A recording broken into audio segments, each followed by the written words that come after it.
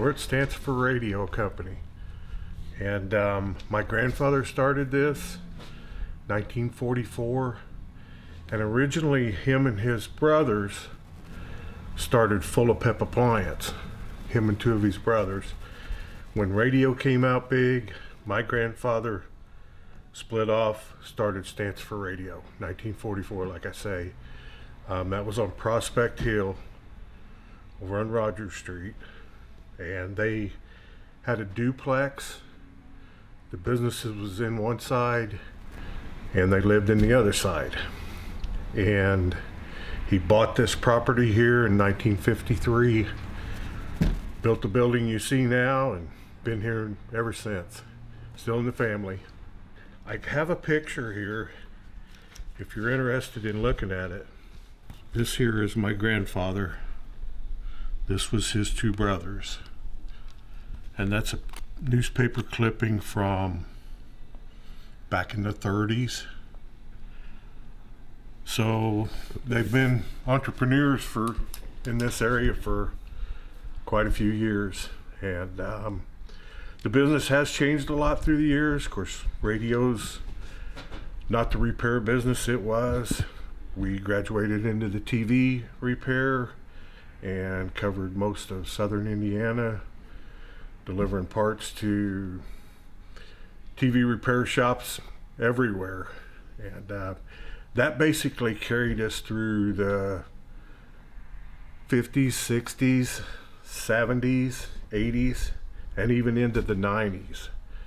And as we know, not very many people fix TVs anymore, so that business has gone away. We graduated into the industrial business, doing business with Indiana University, several different industrial places around here, and the medical industry. The medical industry's been huge in our success here through the years, and still continues on. So, do you still get many like radio and TV hobbyists coming in? We do. We get quite a few hobbyists coming in. Not what it once was, but still we've got some amateur radio operators that show up, and just your general hobbyists, and it's great. Yeah, I played in here when I was a kid. I started working here 54 years ago when I was 13 years old, and my grandfather would find things for me to do. I'd mow the lawn, paint the building, put up stock, anything he could find to keep me busy and keep me involved, and that was great. That was great. A lot of great memories.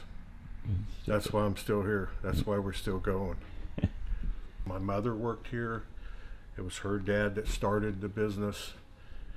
She passed away 4 years ago, but she was involved in the business through all those years. Right. And we work together. My wife is a bookkeeper in there in the office. She takes care of the money. I take care of spending it. Great. I've got a pretty good selection of old radios up here that a lot of people have come in and admired through the years, and starting from the clock there, which everybody likes my clock up there. But oh yeah. that one's a 1923, and then 1928, 1937, a lot of different ones that are pretty neat pieces.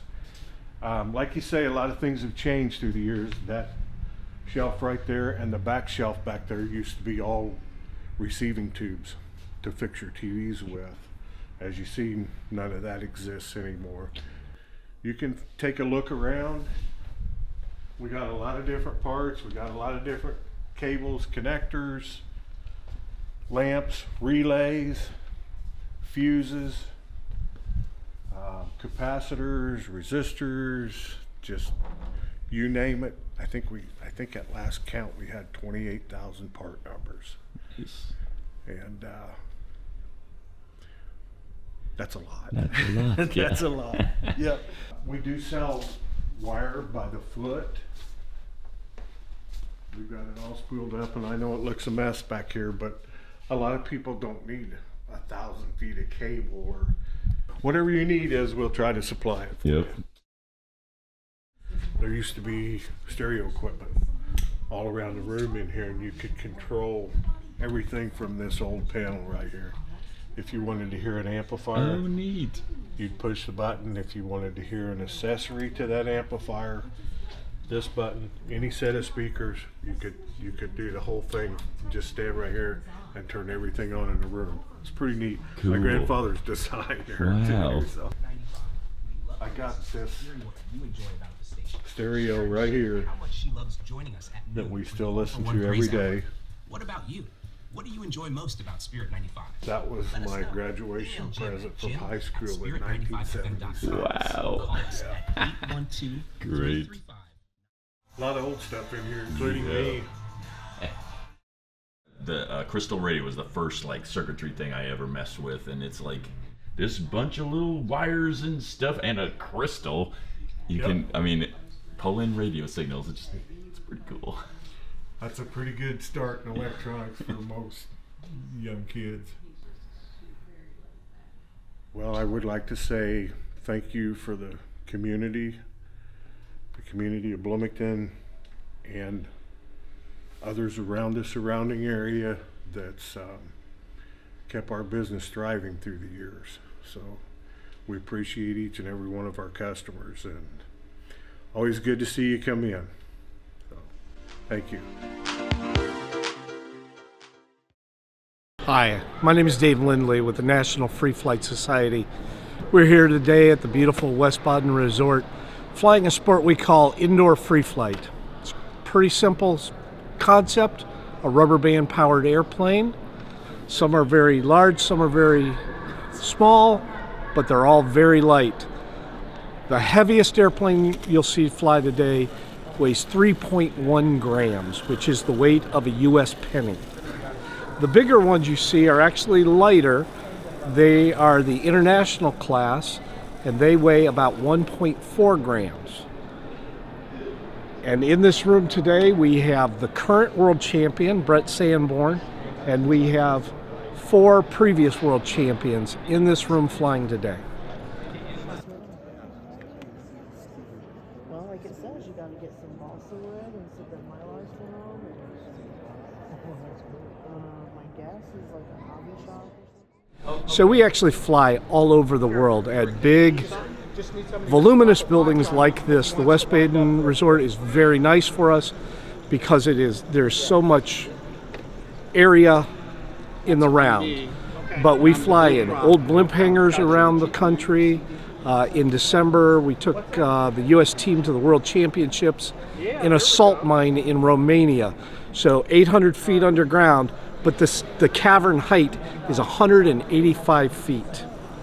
So if you have a large open room, we will be there flying. Great. You guys could use a new hobby.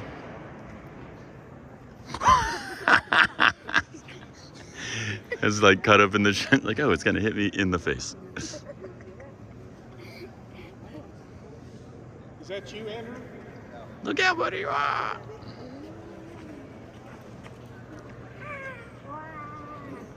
Look out, it's crashing. Mommy!